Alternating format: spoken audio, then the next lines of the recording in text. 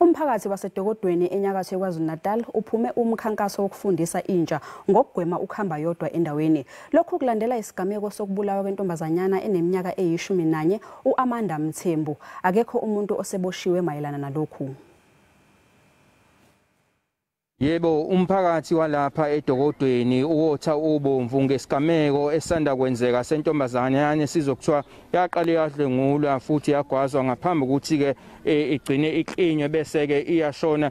Isitumbu sayo sitholakale endaweni nje engekude kangako nakubo ngoba ke siyathola ukuthi umphakathi walapha ngaphambi kwalokho kokuduka kwayo waqala wazama ukuyibhekela isikhathi singangesonto kwase kuthi ke ngemva kwaleso sikhathi kwatholakala ke isitumbu sayo siqhutshwe laphana endaweni ngamakhasi kanjalo ngamakhasi komoba ngoba kukhona imoba eziningi lapha endaweni yaseDokodweni. Kodwa ke njengamanje sizokhuluma nomphakathi la ngoba usuthatha isinqumo ukuthi uhambe uxwayisa umphakathi ngegameko efuze lezi ngoba bathi isigameko sokuqala lesi ake ngikhulume lapha nomama yokuqala okhona lapha emphakathini uzosho igama lakhe nesibongo bese sitshela kanjalo nabalaleli ukuthi kahle lesigameko sinishaya kangakanani igama nesibongo oqala.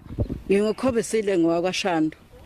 Lesi sigameko esenzekela eDokodweni sisiphethe kabi kakhulu, sihlukumezeke ngendlela engasingakwazi ukuyichaza.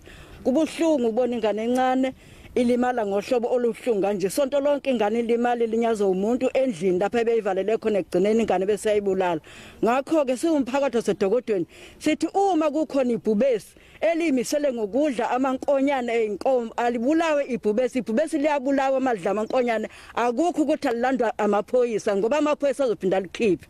Masikhathazeke kakhulu ngalento eyenzekile la eDokodweni. Ibhlungu kuthina abantu abasha since defenseless asikwazi ukuzilwela. Uma umuntu osilisa zama ukubamba ngesikwazi ukuyivikela thina sihamba khona la endaweni esigambenga amasekho amanzi njalo and sekuntambama ngo5 kilo kuhlwile asikwazi ukuthi sihambe khona sihambe nosibe nokusaba ngenxa lo muntu ongakabanja. Sicela banje noma ngabula umphakathi asinankinga ngoba siyasaba sifuna ukuhamba ngokukhululeka amasekho amanzi. Yabonga. Yebo, so lawo kwamalungu omphakathi ahlangene lapha emahholo kanjalo nasezitolo hambela nendawo esifana namaklinikhi uzoqashisa abanye amalungu omphakathi ukuthi kakhulukazi izingane ezincane mazingahambeli zodwa eindaweni egudle lapho ngoba indawo eningi lapha zinemoba and futhi ke zinamahlathi so asibuyele emuva njengamanje kunini estudio. Siyabonga kakhulu.